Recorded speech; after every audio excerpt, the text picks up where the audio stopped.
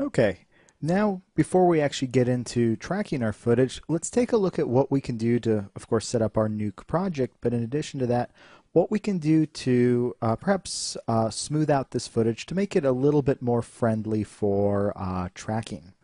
So for starters, let's set up our project. I'm just going to go ahead and tap S over here, and we'll drop down, and I'm just going to make sure this is all set up as it should be. My footage is from frame 0 to 344, so that's fine. 24 frames per second is correct as well. However, you can see it's defaulting to the 2K Super, and that's not really what my footage is set up at. It's actually 1920 by 1080. So I'm going to go ahead and choose that from the drop down over here. Now, let's see. I'm going to search for it here. Apparently I'm blind and can't see it. There it is. It's right in front of me. Okay.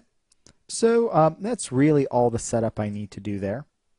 So for the footage itself, this footage is actually, for the most part, now pretty good to just jump into tracking.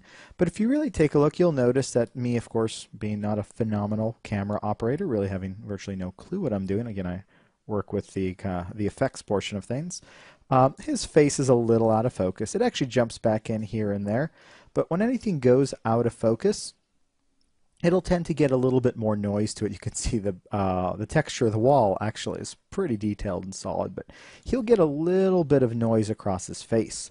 Now, majority of this, and I'll play it here, you can kind of see, is unavoidable. Even if he was completely in focus, we would still see a lot of this noise. In fact, if you look at the backdrop there, there's noise there as well.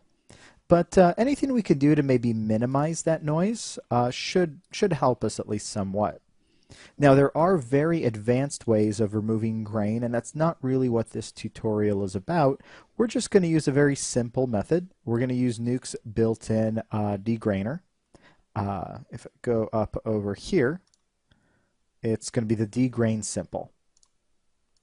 And we'll just throw that on. Again, this is not about degraining this, to get the best clarity possible.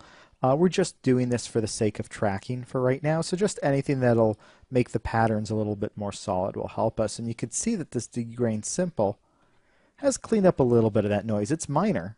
I really have to zoom in to see the difference, but you could see how it just smooths out that tone a little bit. And it's not going to be, night and day, but it'll definitely help us out a little bit.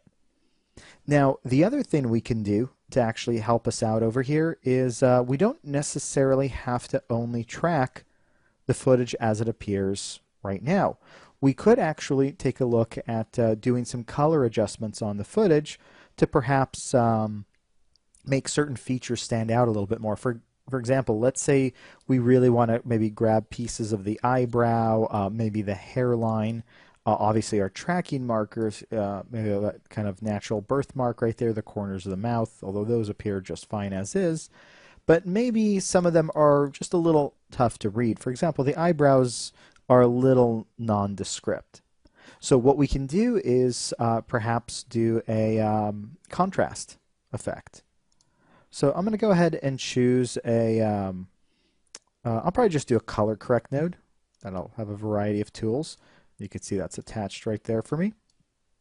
And this is not necessarily something I need for this piece of footage, but perhaps if you have another piece of footage that has a little less contrast, this might be able to help. But you can see I can come in here and really get a lot more detail. Now this is also introducing problems. It's introducing all kinds of color artifacts and such. So you want to be careful, but maybe adding a tiny little bit of contrast. You can adjust the gain a little bit too to bring areas up or down. Same with the gamma. And you might be able to get details you didn't see before. Now it doesn't matter if the footage doesn't look good. You can see it's kind of milky and washed out. But if it helps the computer see the patterns better, and you can see this actually is helping quite a bit. We've removed some of those dark contrast areas. We'll be able to catch perhaps details maybe we couldn't catch before. It might help, might not. But you'll find out basically through experimentation. As you'll see later when we begin tracking, we'll actually do a couple different tracks. And you'll see kind of where the patterns get dropped, where they get picked up, and that might help. But anyway, that is one method. The other thing we can take a look at to help us out is actually separating out our color channels entirely. I'll go ahead and disable this color correct.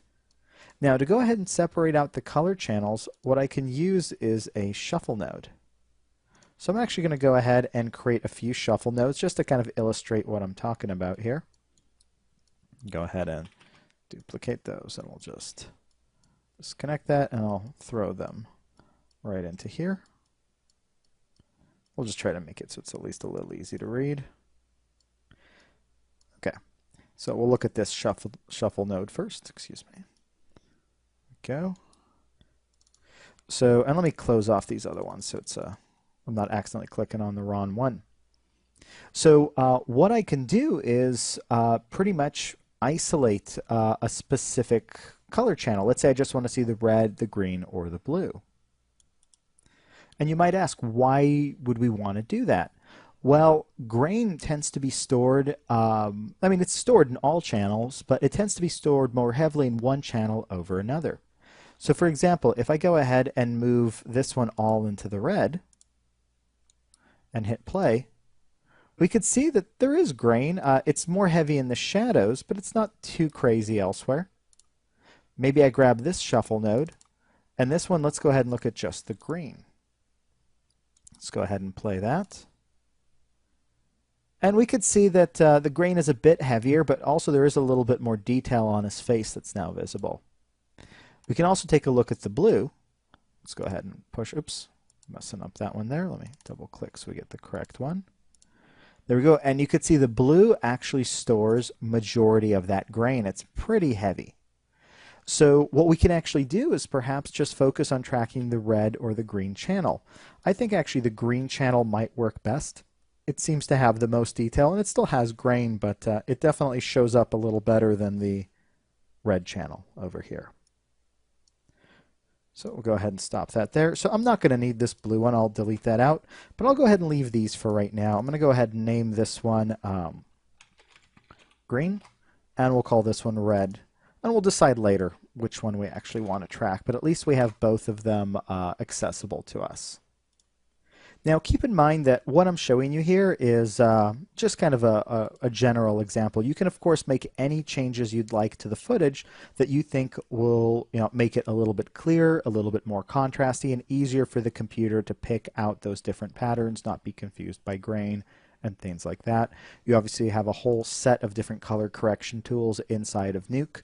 What you of course want to avoid is anything that changes the original footage in how it moves. So you don't want to retime your footage, slow it down, speed it up, none of that. You don't want to add blurs or anything that'll actually put pixels in different locations. But kind of color correction, separated out channels, things like that, all should work fine. So I think at this point we're actually pretty good on having our footage prepared for what we need to do.